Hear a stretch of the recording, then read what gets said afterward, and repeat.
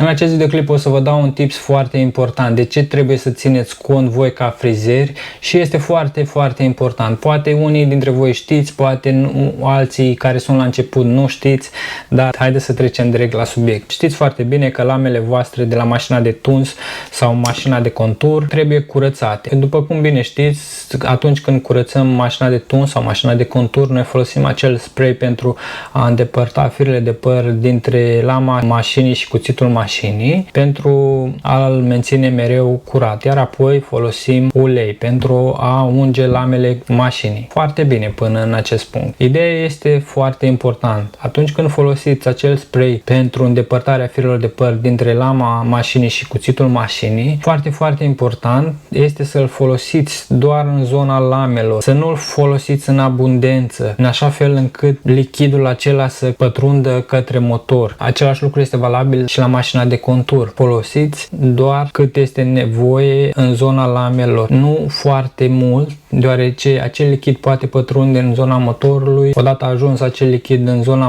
motorului, nu va mai funcționa în parametri normal, iar apoi ulterior să știți că va trebui să-l schimbați. Am pățit acest lucru și nu știam din ce cauză. Ce am făcut greșit? Am folosit foarte mult spray pentru a curăța lamele. În unele cazuri, după ce desfăceam lamele, foloseam spray și în zona aceea de a curăța foarte bine zonele de păr, iar apoi la fel, când puneam ulei, puneam mai mult decât este necesar. Am învățat că acest lucru este greșit și m-a costat. Uitați recomandarea mea, folosiți foarte puțin cât să curățați lamele. Dacă nu ați mai curățat de foarte mult lamele, desfaceți-le, curățați-le cu o perie, iar apoi folosiți foarte puțin ulei încât să fie unse lamele cum trebuie, dar nu în exces. Și dacă ați desfăcut lamele, nu folosiți spray în zona aceea în așa fel încât să nu pătrundă către motor acel lichid sau uleiul. Nu folosiți foarte mult ulei. Greșeala mea a fost să folosesc foarte mult și